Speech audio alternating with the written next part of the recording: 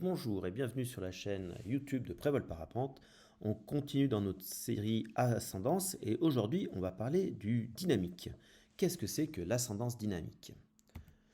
Alors pour qu'il y ait une ascendance dynamique, il nous faut déjà un relief et du vent.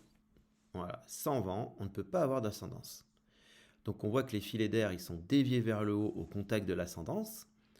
Donc on a le côté au vent où on va avoir une zone qui va monter parce que les filets d'air, comme ils sont déviés vers le haut, ça provoque une ascendance qui est une ascendance dynamique.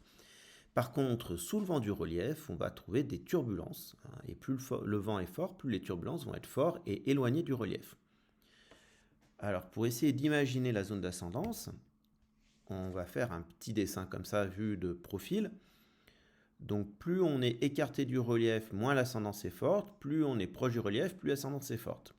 Ça signifie deux choses. La première, c'est que de façon horizontale, si on est trop loin du relief, on ne peut pas bénéficier de cette ascendance.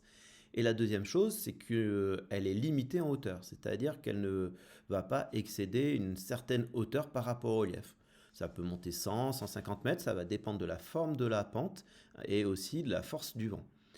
Donc, contrairement à l'ascendance thermique qui, elle, est limitée par la température ambiante, celle-ci, elle est limitée par la force du vent et par la forme du relief. Si on regarde vue de face, c'est la même chose. Donc on voit que proche du relief, on monte plus fort, éloigné, on monte moins fort.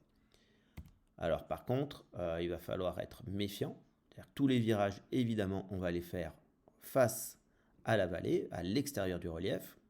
Ça, c'est la première chose.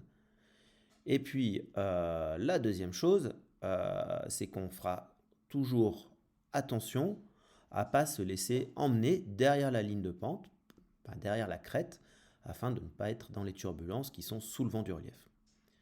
C'est assez simple, c'est une masse d'air souvent qui est assez uniforme, qui est assez agréable, qui malheureusement dans les Alpes ne se trouve très rarement. On a des sites comme Saint-Vincent-les-Forts qui sont assez propices, mais ça veut dire que c'est des sites qui sont forcément avec des décollages très alimentés. Donc c'est du vol qui se fait principalement en bord de mer, parce que juste devant le relief, on a une zone qui est lisse, qui est plate, et donc on n'a pas de turbulences qui sont créées par des obstacles ou d'autres montagnes en avant. Merci d'avoir écouté ce dernier petit cours sur l'ascendance dynamique, on ne reviendra pas trop dessus. Et n'oubliez pas de poser des questions à vos moniteurs parce que rien ne vaut un stage. À bientôt!